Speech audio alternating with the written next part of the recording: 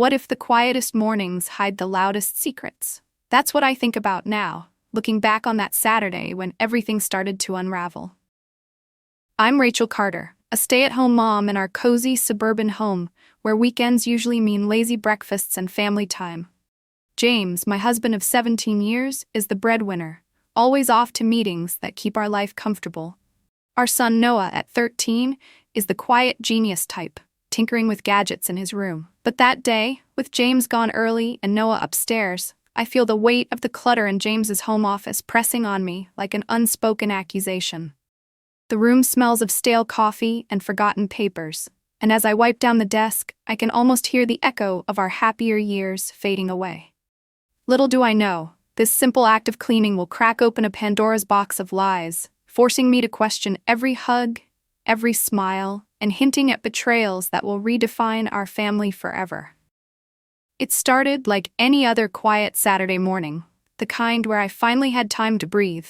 James had left early for one of his so-called meetings, and Noah was upstairs, probably building one of his little gadgets again.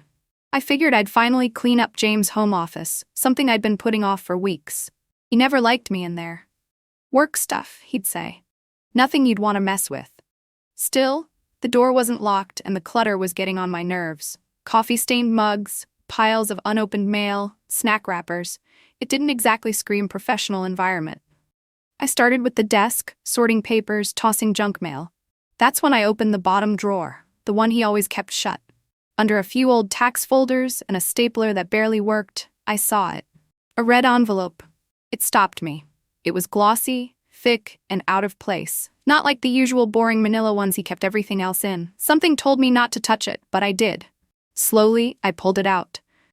It wasn't sealed. No name on the front, just there. Inside were 2 first-class plane tickets. I blinked. Santorini, Greece. Departure in 2 weeks.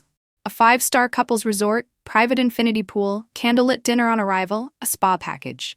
I flipped through the printed booking confirmation like I was flipping through someone else's fantasy. I held my breath as I checked the names. James Carter, the second ticket, blank. No Rachel Carter, no guest of James, just an empty space next to his name. I sat down slowly in his chair. My heart was beating too loud. For a second, I told myself, maybe it was a surprise. Maybe he just hadn't filled in the name yet. Maybe I don't know. But doubts crept in like shadows lengthening across the room. James had been distant lately, his phone buzzing at odd hours. Excuses piling up like the mail on his desk. I remembered the late nights he'd come home smelling faintly of perfume that wasn't mine, brushing it off as a colleague's scent from a crowded meeting. And Vanessa, his supposed cousin, had been around more often, her visits feeling oddly timed when I was out running errands. I pushed those thoughts aside, trying to focus on the tickets, but my mind raced ahead, imagining sun-drenched beaches where secrets could bloom unchecked. What if this wasn't for us? What if the blank space was meant for someone who made him smile in ways I hadn't seen in years? The office felt smaller, the air thicker, as if the walls themselves were holding their breath. I heard footsteps outside the office. Noah peeked in. "Hey, Mom, you okay?" I turned the tickets face down quickly. "Yeah, sweetie, just cleaning up." He walked in and glanced around. His eyes settled on the envelope. He tilted his head. "Are those the Greece tickets?" I froze. "What did you say?" He pointed at the red envelope. "I saw those last week. They're for Dad and Aunt Vanessa, right?" My mouth went dry. "Aunt Vanessa." I looked at him. "How do you know that?" Noah shrugged. He wasn't joking. He wasn't even nervous.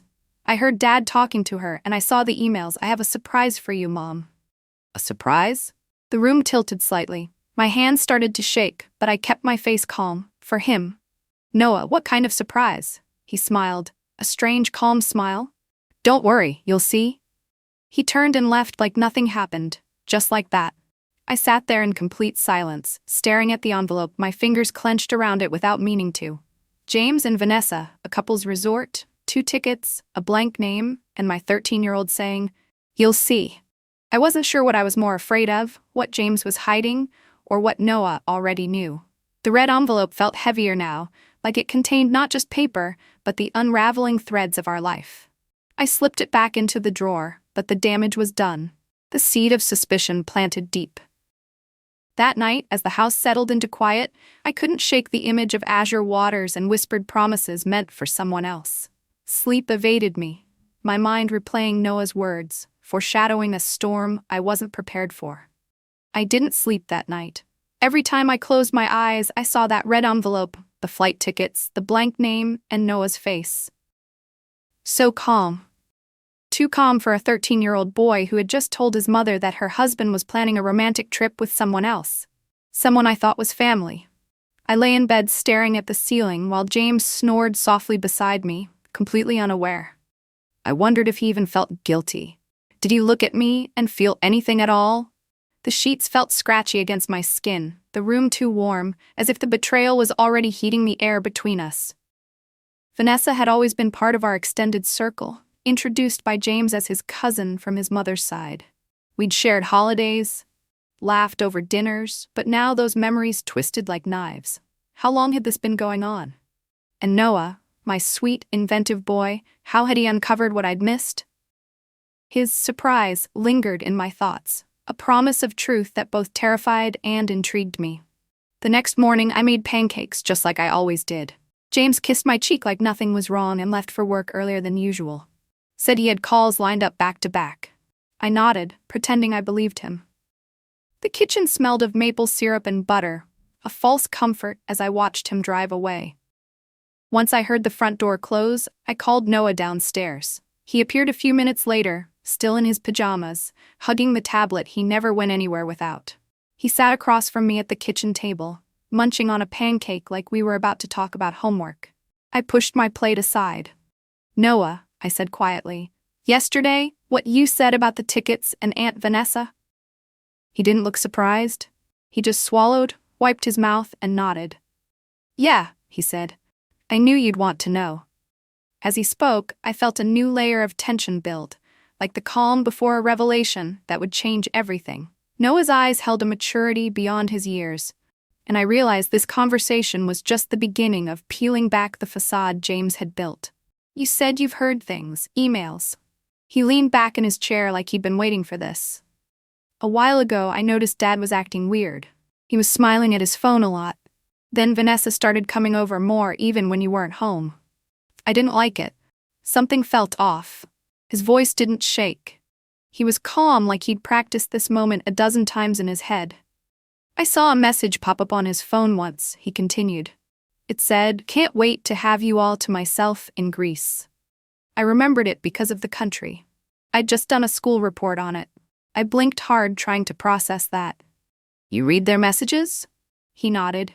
"Only once or twice, but then I started paying attention. She always hugged him longer when she thought no one was looking. And once when I walked into the living room, they were sitting on the couch. Too close. Like really close." I clenched my jaw. "Why didn't you say anything sooner?" He looked down. "I didn't want to hurt you unless I was sure, and I didn't know what you'd do, so I started saving things just in case." My chest tightened. My son, my baby, had been silently protecting me while I was too blind to see what was happening in my own house. "What do you mean, saving things?" I asked carefully. He glanced toward his tablet. "I'll show you, but not now. I want you to be ready. It's a lot." His words felt heavier than they should have for someone his age. I stared at him for a moment. "Noah, what do you mean you want me to be ready?" He shrugged. "I've been keeping track of stuff. Not just messages, other things, videos. You need to see them all at once, but I promise what I show you will make everything make sense."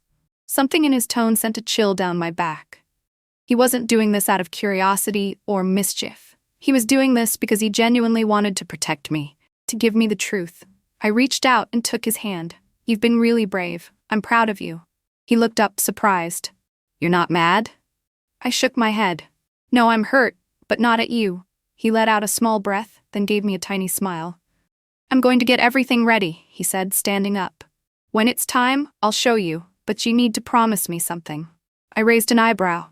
"What? Don't do anything until you've seen it all. Promise?" I hesitated, then nodded. "I promise." He nodded again, then turned and walked back upstairs. And I sat there in my quiet kitchen, realizing that the person who had seen the truth all along wasn't me. It was my son. The sunlight filtered through the curtains, casting long shadows on the tiled floor, but it did nothing to warm the cold knot forming in my stomach.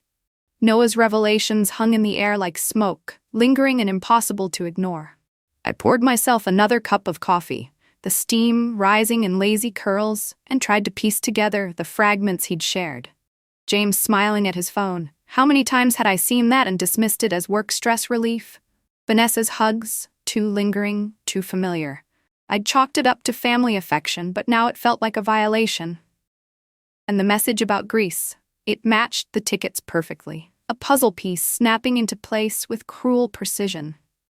My mind wandered to the times Vanessa had stayed for dinner, her laughter filling the room, while James's eyes lingered on her a second too long.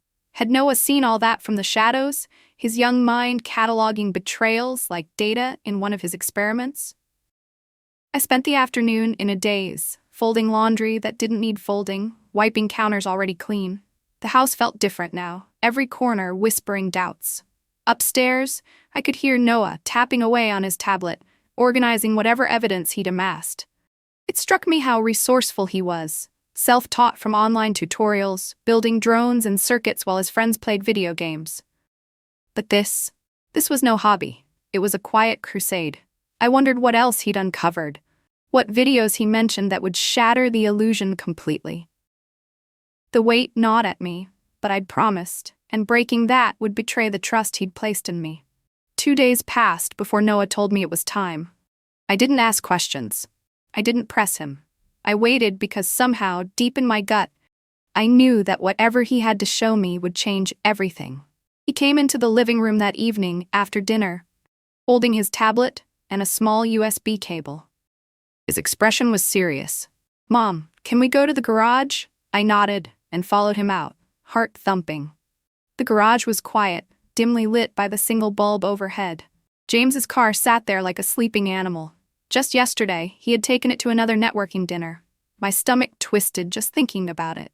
Noah walked over to a small cabinet near the workbench and pulled out a black device the size of a pack of gum. "I put this under the dashboard," he said softly, holding it out to me. "It's motion activated. I installed it a few weeks ago." I stared at him. "You did this yourself?" He nodded. "It's not hard. YouTube, that was my son. Quiet, observant, smarter than I ever gave him credit for." He plugged the camera into his tablet and tapped the screen. A small progress bar appeared, then a video opened. "Noah," I started, but he held up a hand. "Just watch, Mom." The anticipation built as the screen flickered to life, the dim garage light reflecting off the tablet like a portal to forbidden truths. I braced myself, knowing this was the point of no return, where suspicions became undeniable facts. The air smelled of oil and dust, grounding me in the moment as Noah's finger hovered over the play button. The screen flickered, then showed the inside of James's car. The camera was angled just right, just enough to see the driver's seat, passenger side, and a bit of the center console. It was from 3 nights ago. I watched James slide into the driver's seat, adjust the mirror, and smile. The passenger door opened and Vanessa climbed in. Not the stiff, polite cousin act I'd seen at home. She was laughing, tossing her hair. She leaned over and touched his arm. Then she kissed him. It wasn't a quick kiss. It wasn't a mistake. It was long, familiar, intimate. My hand flew to my mouth. I didn't cry. I didn't scream. I just froze. The footage continued. They sat there for a while talking and laughing like 2 teenagers sneaking out at night. At one point, she leaned her head on his shoulder. He kissed the top of her head. I looked away. Noah paused the video. "I didn't want to believe it at first," he said quietly, "but they weren't even trying to hide it." I blinked fast, forcing my eyes to stay dry. "You saw all this before." He nodded. "A few clips, but I didn't show you until I had more. I didn't want it to look like a misunderstanding."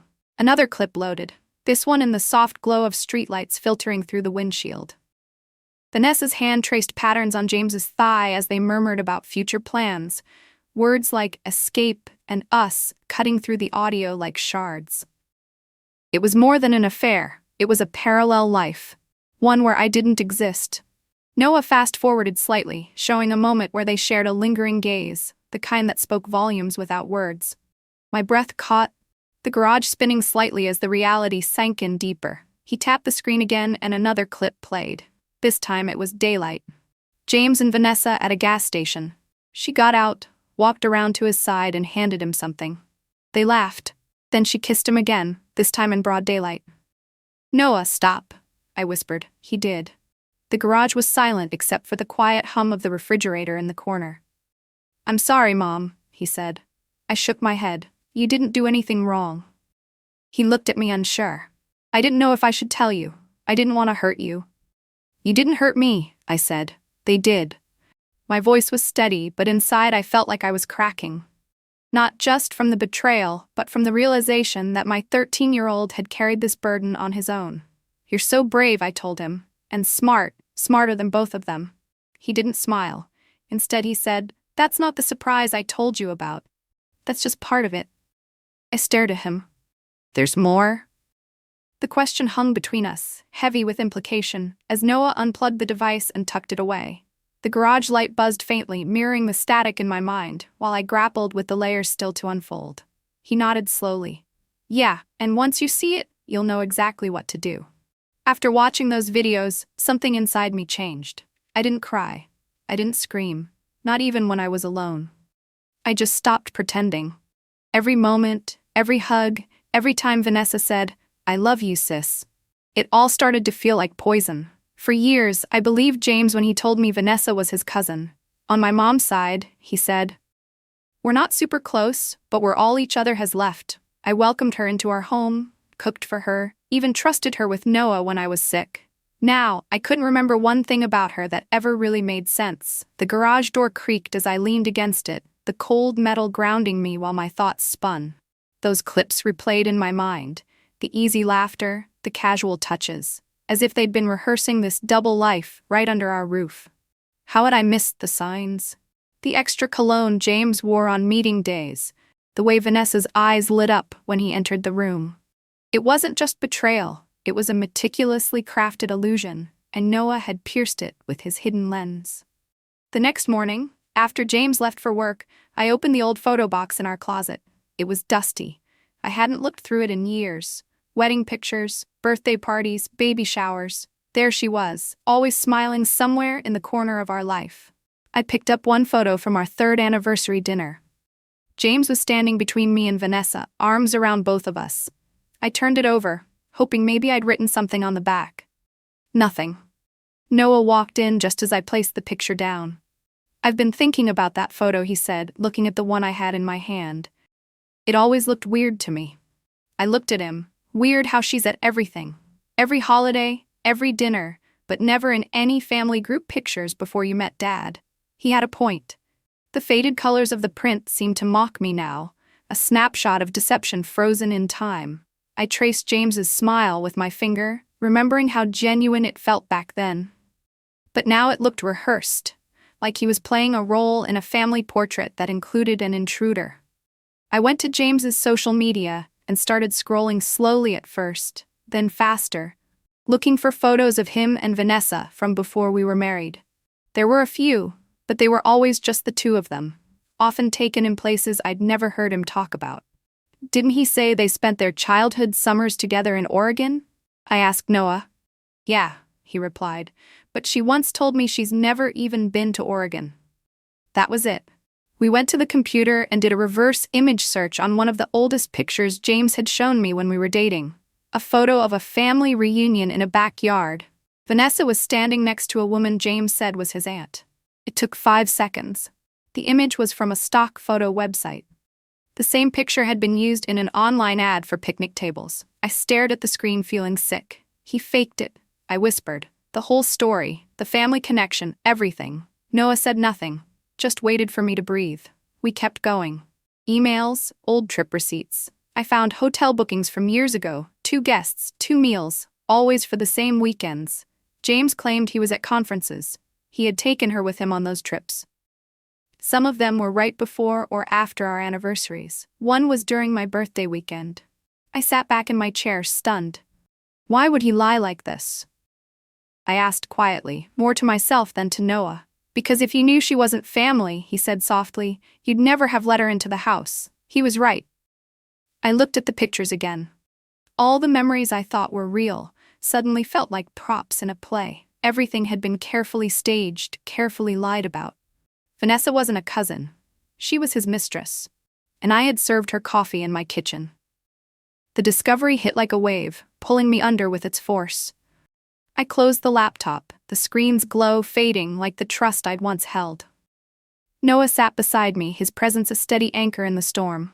We'd uncovered not just an affair, but a web of fabrications that spanned years, each lie building on the last. The hotel receipts detailed romantic dinners and spa treatments, expenses siphoned from our savings under the guise of business travel. One entry caught my eye, a boutique in a coastal town where he'd bought jewelry I never received. Had it gone to her? The thought burned, fueling a resolve I hadn't felt in ages. Noah reached over and squeezed my hand. "We're getting closer, Mom. I told you I'd help you figure it all out." I nodded, staring at the screen in front of us. If James had gone to this much trouble to fake a family history, I had to wonder what else was he hiding. Noah was quiet all evening, not withdrawn, focused. He barely touched his dinner. He spent most of his time in the garage and came back inside with smudges on his hands and that same determined look in his eyes. When I asked him what he was working on, he just said, "You'll see soon, Mom. It's almost ready." That night, I lay awake again, staring at the ceiling. This time, I wasn't filled with confusion. I was filled with something colder, sharper, a mix of anger and anticipation. I kept seeing James's face, his lies, Vanessa's arms around him. That cheap photo, he once told me, was his favorite childhood memory. He thought he had covered every trail. He thought I would never ask questions. He didn't count on our son. The moonlight filtered through the blinds, casting stripes across the bed, and I imagined confronting James watching his facade crumble. But Noah's plan held me back, his almost ready a promise of more revelations. The next morning, Noah woke up early. He came to my room with a GPS tracker in his hand. "I put it under Dad's car last night," he said, eyes steady. "It's synced to my tablet. We'll know where he goes today." I didn't even ask how he got it. He told me James had another regional team dinner scheduled for tonight, according to the calendar in his phone. I didn't ask how he saw that either. By now, I'd stopped being surprised by anything Noah was capable of. When James came downstairs that morning, dressed in his favorite navy blazer and humming like nothing was wrong, I played along. I smiled. I handed him his coffee. "I'll probably be home late," he said, kissing my cheek. "Meeting might run long." "Of course," I said, brushing imaginary lint off his sleeve. "Take your time." I watched him walk out the door and climb into the car, the same one he'd kissed Vanessa in. As the engine roared to life and faded down the street, Noah opened his tablet beside me. A small blinking dot appeared on the screen, mapping out James's path in real time. We waited, the house silent except for the tick of the clock, each movement of the dot pulling us deeper into the unraveling truth. We waited, the house silent except for the tick of the clock, each movement of the dot pulling us deeper into the unraveling truth. Hours passed. I tried to read, but I couldn't focus. My fingers kept twitching. My heart kept racing. Every time the dot moved, I held my breath. To fill the tense void, I suggested we dig a little more while we had time. Maybe check James's old laptop that he left in the study, the one he rarely used anymore but never bothered to lock. Noah agreed without hesitation, his eyes lighting up with that focused determination I'd come to rely on. We moved to the study, the room dim and cluttered like his office had been, smelling of dust and forgotten ink cartridges. Noah booted up the device, his fingers flying across the keys as he navigated folders I'd never thought to open. "I've seen him use this for backups," he murmured, pulling up email archives and financial apps linked to our joint accounts. What we found twisted the knife even further. Buried in a folder labeled taxes were scanned statements showing transfers, small at first, then larger, to an account under Vanessa's name. Not just gifts, but labeled as consulting fees for a business I'd never heard of, something called Vantage Advisors. I leaned in closer, the screen's blue glow illuminating my disbelief. "This dates back 3 years, I whispered, scrolling through the logs. One transfer for $5,000 right after our last family vacation, another $10,000 around the time Noah got his first computer. It wasn't random. It was systematic, siphoned from savings I'd contributed to before staying home with Noah. Noah cross-referenced it with a quick search on his tablet. Vantage Advisors was registered. but its website was bare, a placeholder with stock images of smiling professionals, much like the fake family photo we'd uncovered. "It's a shell," Noah said flatly. "No real clients, just an address that matches one of her old apartments." The realization hit hard. James hadn't just faked a family tie. He'd created a financial facade to funnel money to her, disguising the affair as legitimate expenses. How many business trips had been cover for this? I felt a surge of nausea, imagining the vacations we'd skipped because funds were tight, while he built her a nest egg from our life. We kept digging, uncovering emails where James discussed investments with Vanessa, coded language that now screamed deception, phrases like "our future project" and "discrete allocation." One thread even referenced altering family records, with attachments of edited documents claiming distant relations to justify her presence at events. It was all there, a digital trail of manipulation that made the stock photo seem amateur by comparison. Noah saved screenshots methodically, his face set in grim satisfaction. "This proves the cousin story was just the start," he said. He built everything around keeping her close without suspicion. My hands trembled as I closed the laptop, the weight of years of blind trust crushing down. This wasn't mere infidelity. It was a calculated erosion of our foundation, turning our home into a stage for his secrets.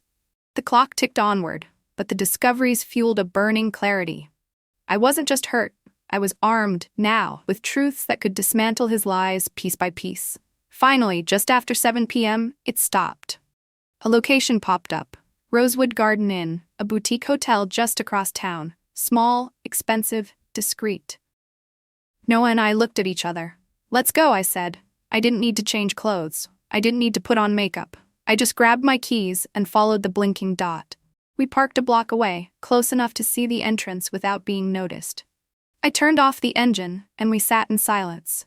It was a beautiful hotel, ivy-covered brick, warm yellow lights glowing from the windows, the kind of place people went when they didn't want to be seen.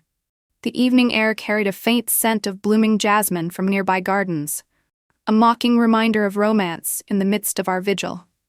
As we waited, I replayed the financial revelations in my mind, each transfer a betrayal that intertwined with the fake family narrative, making Vanessa not just a lover, but a funded accomplice in our undoing. An hour passed, then the front doors opened, and there they were, James and Vanessa. He had one hand on the small of her back. She was laughing at something he said, flipping her hair over her shoulder like a girl on a first date. He leaned in and kissed her. Not a quick kiss, the kind that said, "I belong to you." I felt everything inside me turn cold. Noah silently raised his phone and hit record. He didn't zoom in, he didn't speak. He just held it steady as they walked hand in hand across the front lot, right past a flower bed where I had once taken a family photo of us. They disappeared into the parking garage, laughing. I sat still, staring at the empty sidewalk. I didn't cry. I didn't move. "Mom," Noah said gently, "we got what we needed." I nodded, but I wasn't done. Not yet. The drive home was quiet, the streetlights blurring through the windshield as my thoughts churned. The financial ties we'd uncovered added a new layer of outrage. How dare he use our money to sustain his fiction? It made the hotel scene even more galling. A lavish escape, paid for with stolen security. As we pulled away, Noah turned to me. "There's one more part to the surprise, but I need you to wait until your birthday." "My birthday?" He nodded. "You'll understand then." I didn't ask what it was, because by now I trusted him completely. The night enveloped us as we drove, the blinking dot now a memory, but the unraveling far from over. Each discovery peeling back more of the facade, revealing the hollow core beneath. My birthday came faster than I expected, but the days leading up to it felt like an eternity, stretched thin by anticipation and unresolved anger. After that night at the hotel, the image of James and Vanessa laughing under those warm lights haunted me, a vivid loop in my mind that no amount of distraction could erase. I went through the motions, grocery shopping, laundry, even baking cookies for Noah's school event, but underneath it all, a quiet fury simmered. Noah, true to his word, insisted we gather more proof before the big reveal, turning our home into a subtle command center.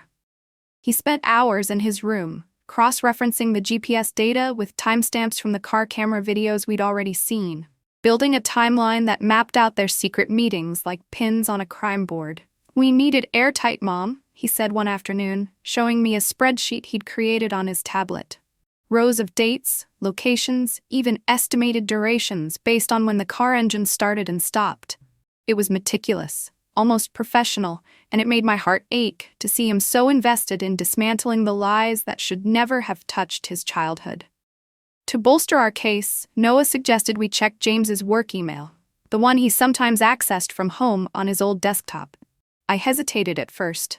The idea of hacking felt like crossing another line. But Noah assured me it was simple, using a password he'd guessed from observing James's patterns over the years. "He uses the same variations everywhere," he explained, typing in a combination of our anniversary date and Noah's birth year. The inbox opened like a vault, revealing threads that confirmed everything and more. Messages from Vanessa under an innocuous alias discussing project updates that were clearly code for their rendezvous. One email attached a receipt for a necklace from a jewelry store downtown, dated just weeks before my last birthday, with a note saying, "Can't wait to see it on you in Santorini." My stomach churned as I realized the gift I'd received that year. A simple bracelet, paled in comparison, likely a last-minute cover. We printed those emails, adding them to the growing file Noah kept hidden in his desk drawer, a folder labeled innocently as "School Projects." Each new piece felt like ammunition, transforming my pain into purpose, but it also deepened the wound, showing how deeply the deception ran through our finances and daily life. In the evenings, while James was out on yet another late meeting, Noah and I would sit in the kitchen, reviewing what we'd found. He showed me how to use anonymous browsing to search public records, uncovering that Vanessa's consulting business had no legitimate filings beyond a basic registration, its address linking back to a P.O. box James had rented in his name. "This could be fraud," Noah whispered, his eyes wide but steady. I nodded, the word hanging heavy. Fraud, not just emotional but legal, a betrayal that extended to our shared assets and future security. We even traced a few more transfers, small amounts disguised as charitable donations, but routed to her accounts, totaling another $15,000 over the past year. It was as if James had been building a separate life fund, brick by brick, while I managed our household on a tightening budget. The discoveries fueled sleepless nights, where I'd lie awake imagining confrontations, rehearsing words that cut through his excuses. But Noah's caution kept me grounded. "We wait, Mom. The surprise has to hit all at once." One day, about a week before my birthday, Noah took it further by rigging a simple audio recorder in James's briefcase, a tiny device he'd ordered online with his allowance and modified himself. "Just in case he meets her again," he said, demonstrating how it activated on voice detection. We tested it in the garage, his voice clear on playback despite the muffled enclosure. That evening, when James returned home, humming as usual, I watched him set the briefcase down with feigned casualness, knowing it now held a silent witness. The next morning, after he left, Noah retrieved it and played the recording. Amid mundane work calls, there was a hushed conversation with Vanessa, planning a quick lunch at a cafe we'd once frequented as a family. Her voice cooed about missing him, and he responded with promises of more time soon after things settle at home. It was damning, another layer of proof that their affair wasn't fleeting but embedded, a routine as regular as his commutes. We added the audio to our collection, Noah transcribing key parts for emphasis, his handwriting neat and unemotional. As my birthday approached, the weight of all this evidence pressed on me, but it also empowered. I started journaling my thoughts in a hidden notebook, documenting not just the facts but my feelings, the initial shock fading into a steely resolve. Noah noticed my shifts, offering quiet hugs that spoke volumes. "We're almost there," he'd say, tinkering with his tablet to compile everything into a single, irrefutable presentation. James remained oblivious, his kisses goodbye, feeling like hollow rituals, his smiles a mask I now saw through clearly. The house, once a sanctuary, buzzed with unspoken strategy, every room holding echoes of our secret alliance. I trusted Noah's timing completely, knowing his one more part would tie it all together, turning our gathered proof into a weapon of revelation. On the eve of my birthday, Noah spent extra time in the garage, emerging with a satisfied nod. "It's ready," he said simply. not elaborating but promising it'd make sense soon. I didn't press. By now, our bond was forged in shared silence and determination. Sleep came fitfully that night, dreams mixing memories of happier times with flashes: the hotel kiss, the fake photos, the drained accounts. Morning light brought a false normalcy, but I knew the day would shatter it forever. James acted like nothing had changed. He brought me flowers in the morning. Yellow roses, my favorite. Or at least that's what he thought. They used to be my favorite before I learned he once gave the same kind to Vanessa. "Happy birthday, babe," he said, smiling like the man I used to know. "I have something special planned for tonight." I nodded, pretending to be surprised. "Oh, that's sweet." He had no idea what was really coming. Noah had been quiet the last few days, carefully preparing something. I didn't know the full extent of it, but I knew enough to trust him. Every time I looked at him, I felt both heartbreak and awe. He wasn't just my son, he was my shield, my anchor. That afternoon, he asked me to help him set up the living room. "Nothing fancy," he said. "Just make it feel like a birthday." I helped him hang up some simple decorations. We brought out a small cake from the fridge. He even lit candles. Then he handed me a small black remote and whispered, "Just press the button when I say." I nodded. I didn't ask questions. When James walked through the door that evening, he looked relaxed, confident. Vanessa followed right behind him, carrying a gift bag. Yes, she came too. She was dressed in a red blouse, hair done perfectly, face glowing. The same woman who'd pretended to be my cousin-in-law for years stood in my living room like she belonged there. "Happy birthday, Rachel," she said cheerfully. "I brought you something." I took the bag with a smile. "Thank you, Vanessa. That's very thoughtful." She grinned and walked over to the couch like she owned the place. James poured himself a glass of wine and made a toast. "To my incredible wife. You've been through so much and you still managed to smile. Tonight we celebrate you." I lifted my glass and met his eyes. "You're right," I said. "We should celebrate the truth." Noah stood up from the side table and cleared his throat. "Before we cut the cake," he said, "I want to give Mom her gift." James chuckled. "What did you get her, buddy? Another science project?" Noah smiled, but it didn't reach his eyes. "Sort of." He looked at me. I nodded. Then I pressed the button. The TV screen behind them flickered to life. At first, nothing but silence, then footage. The car dashboard camera.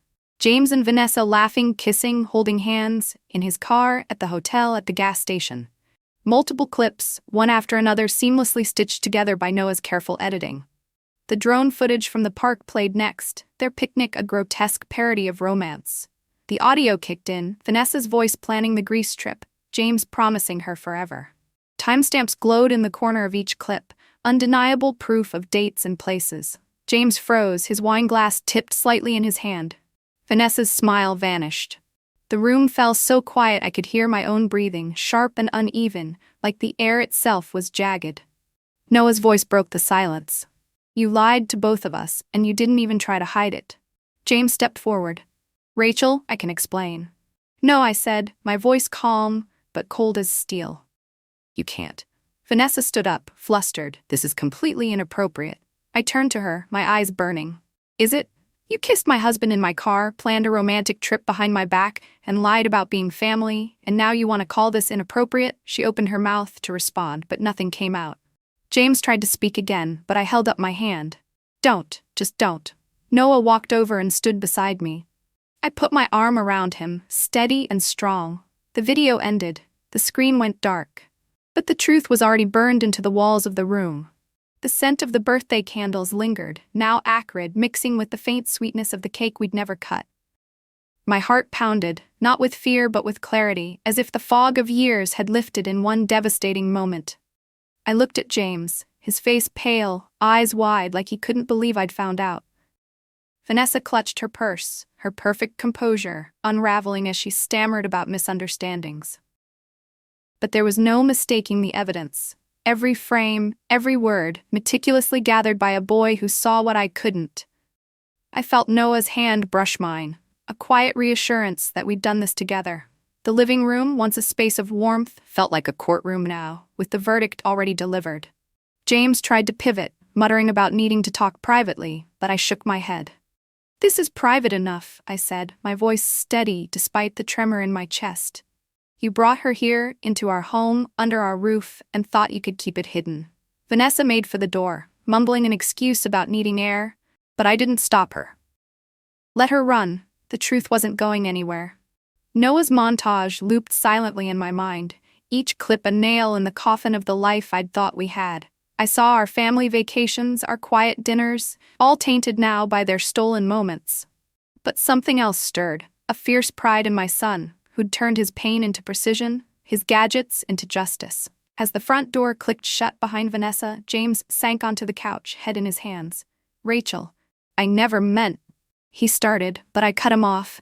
Don't say you didn't mean to hurt me. You meant to hide it. That's worse. Noah stood silent, his eyes fixed on his father. Not with anger, but with a quiet disappointment that cut deeper than any shout.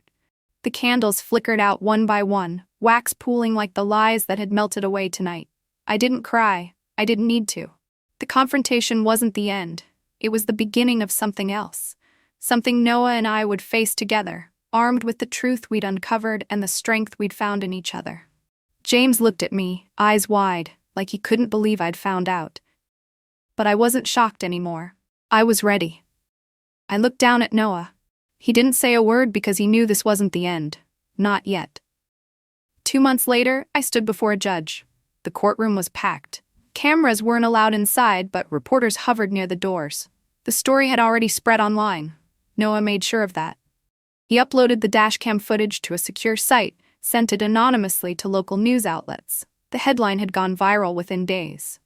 Wife discovers husband's affair through her son's birthday surprise. James's company saw it. His face was plastered on every gossip blog for a week. The board asked for his resignation. He refused. They fired him. But today wasn't about scandal. Today was about consequences. I took the stand slowly. My lawyer had already laid out everything. The forged financial documents, the secret transfers from our joint account, the $80,000 James had funneled into Vanessa's consulting business. Vanessa had been arrested with him. They were being tried together for fraud, identity deception, and financial abuse. The judge looked at me. Mrs. Carter, you may proceed with your statement. I took a deep breath, looked at James, looked at Vanessa, and then I spoke. Your Honor, I began, my voice steady. I was married to James Carter for 17 years. I gave him everything. My loyalty, my time, my trust. When I chose to be a stay-at-home mother, I did it because we agreed it was best for our family. He promised he'd protect us. Instead, he used that decision against me. He lied not once, not by accident, but deliberately and over a period of years. He gave my cousin's identity to another woman so she could fake her way into our lives. He opened accounts in my name. He drained funds meant for our son's future. He stole not only money, but time. Years I can't get back. And when confronted, he didn't apologize. He called me emotional. He laughed. I turned to Vanessa. You pretended to care about me, sat at my dinner table, smiled at my son, all while plotting with my husband behind my back. You knew what you were doing, and you did it anyway. Vanessa rolled her eyes slightly, but James just stared at his hands. I looked back to the judge. But the reason I'm standing here today isn't to cry or beg. I'm here because I believe in accountability and because of my son, my 13-year-old son, who had more courage and clarity than both these adults put together. My voice wavered then, just a little. He saw the truth, and he showed it to me. Without Noah, I'd still be in the dark. I owe him everything. I ended my statement and stepped down. The judge was quiet for a moment, then he nodded slowly. Thank you, Mrs. Carter. What followed was swift. James and Vanessa were both sentenced to probation and community service with restitution orders totaling over $100,000. Vanessa's fake identity charges would likely lead to federal court. The courtroom air was thick with tension, the wooden benches creaking under the weight of spectators as whispers rippled through the crowd. I'd prepared for this day meticulously, with Noah's help compiling every scrap of evidence into binders for my lawyer. The edited videos, printed emails, bank statements highlighting the illicit transfers. It wasn't just about the affair anymore. The financial fraud elevated it to something criminal, something that stripped away any lingering sympathy I might have felt. In the weeks after the birthday reveal, James had tried to contact me, leaving voicemails pleading for a second chance, claiming it was a mistake born of loneliness. But the messages only hardened my resolve, especially when Noah played back one where James subtly blamed me for being too focused on home life. Vanessa, meanwhile, had gone silent at first, then lashed out through a mutual acquaintance, accusing me of overreacting. The leak changed everything. The anonymous upload sparking shares across social media, comments flooding in from strangers who saw echoes of their own stories in mine. James's workplace, a mid-sized tech firm, couldn't ignore the PR nightmare. His firing came via email, copied to me as part of the divorce proceedings, citing conduct unbecoming. In court, the prosecutor presented our evidence like a puzzle coming together. Timelines syncing the affair with the money movements, expert testimony on the forged documents where James had photoshopped signatures to open shadow accounts. Vanessa's business, Vantage Advisors, was dissected as a sham, tax filings showing minimal activity, yet inflows matching our outflows perfectly. She fidgeted in her seat, her once glowing face pale under the fluorescent lights, while James avoided my gaze, his tie askew like his life. My lawyer cross-examined them relentlessly, forcing admissions that chipped away at their defenses. James mumbled about temporary lapses, but the judge's stern looks silenced excuses. Noah sat in the gallery, his small frame straight-backed, watching with the same calm he'd shown throughout. He'd insisted on coming, saying he needed to see justice done. During a recess, he squeezed my hand. "You did great, Mom." His words bolstered me more than any legal win. The sentencing felt anticlimactic yet profound. The probation terms including monitored finances, the restitution a monthly reminder of their theft. Vanessa's additional charges loomed, her lawyer arguing for leniency but failing against the weight of identity fraud evidence, like the stock photos we'd traced. As the gavel fell, a collective exhale filled the room, but for me it was a turning point. Walking out, reporters swarmed, microphones thrusting forward with questions about the brave boy behind the expose. I shielded Noah, offering a brief statement. "This is about rebuilding, not revenge." Deep down, though, satisfaction bloomed. The scandal had cost them reputations, jobs, freedom, in ways that mirrored the pieces they'd taken from me. Back home that night, Noah and I shared a quiet dinner, the house feeling lighter without the shadows of deceit. The trial's end marked not closure but a doorway to what came next, our bond unbreakable amid the ruins. I walked out of that courthouse into the sunlight, not as someone's wife, but as myself again. Noah ran up to me on the steps and gave me the biggest hug. "Is it really over?" he asked. I looked down at him. "The worst part is, the healing begins now." I had already filed for divorce. The house would be mine. James had signed over his rights when faced with the financial evidence. As for Vanessa, she vanished from the neighborhood long before the trial ended. Her name was ruined. And me? I started working again. I got a part-time job at the local library and signed up for bookkeeping classes online. But the best part of my day was always coming home to Noah. To peace. To a life where lies no longer lived in the walls. The divorce proceedings dragged on for weeks after the trial, a bureaucratic maze of paperwork and mediations that tested my newfound resolve.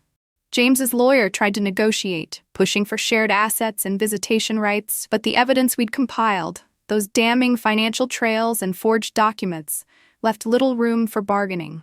In one tense session, James sat across the table, his eyes pleading, murmuring about rebuilding for Noah's sake. But I saw through it, the same manipulation that had kept me blind for years. "This is for Noah," I replied calmly, sliding over the restitution orders that mandated he repay every cent drained from our accounts. The judge finalized it swiftly, awarding me full custody in the home, with James relegated to supervised visits if Noah chose them. He didn't. My son had seen too much, his trust shattered like fragile glass. Financial recovery became my quiet battleground. With the $100,000 plus restitution trickling in monthly, I rebuilt our savings, starting a college fund for Noah that James could never touch again. The library job was modest, shelving books, helping patrons with searches, but it rekindled a spark I'd lost, surrounded by stories of resilience that mirrored my own.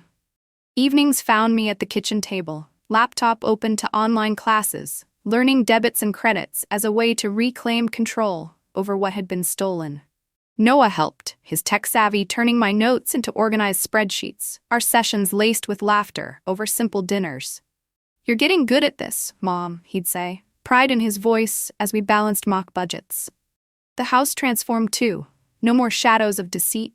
We repainted walls in soft blues, hung new photos of just us, adventures at local parks, or his gadget fairs. Vanessa's absence was a relief, her social media gone dark after the scandal. Whispers from neighbors confirming she'd moved states away, her business dissolved in disgrace. I didn't gloat, pity flickered sometimes, but it faded against the freedom we'd gained. Healing wasn't linear, though. Some nights, memories surfaced like ghosts. The red envelope, the hotel kiss, the courtroom stares, forcing me to confront the years lost. I'd journal then, pouring out the pain, or talk with a therapist I'd started seeing, unpacking how betrayal had eroded my self-worth. Noah opened up too, in his way, building a robot that detected lies as a school project, a cathartic nod to our ordeal. We volunteered together at a community center, helping families in crisis, turning our story into quiet support for others. We made it through, I'd tell him during walks, the sun warming our faces as leaves rustled overhead. His hugs grew fiercer, his smiles genuine, free from the burden he'd carried alone. Independence bloomed in small ways. A solo trip to a nearby town where I wandered shops without glancing over my shoulder. Coffee with new friends from class, sharing laughs untainted by secrets. James faded to occasional emails, compliance checks from his probation officer ensuring the payments continued. I didn't hate him anymore, just pitied the man who'd chosen deception over us. As months turned to a year, our life settled into a rhythm of quiet strength. Noah thrived in school, his inventions winning awards, while I advanced to full-time at the library, even leading a book club on empowerment tales. The walls no longer echoed lies. They held our truths, framed in photos of hikes, science fairs, and simple joys. We'd rebuilt not just finances, but a foundation of trust, mother and son, against the world. And in that peace, I found myself again. Stronger, wiser, ready for whatever came next. Looking back now, as the seasons have shifted and softened the edges of those raw days, I see how far we've come. The sharp sting of betrayal has dulled into a faint scar, a reminder rather than a wound. Noah grows taller each month, his laughter filling the house like gentle rain, his gadgets now focused on fun rather than surveillance. We've planted a garden in the backyard, watching seeds sprout into blooms that mirror our own quiet rebirth. Evenings are for stories shared over tea, dreams whispered under starlit skies, where the weight of the past lifts like morning mist. James exists on the periphery, a chapter closed with compassion, his lessons etched but no longer defining us. Vanessa, a distant echo, her deceptions faded like old ink. In this new rhythm, I've discovered joys I never knew. Solitary walks where thoughts flow freely, friendships built on authenticity, a sense of self unshakable. Noah's eyes hold wisdom beyond his years, yet his childhood gleams brighter, unburdened. We heal together, step by soft step, embracing the calm that follows the storm. And in the hush of twilight, as the world quiets, I whisper to the wind, we've found our way home.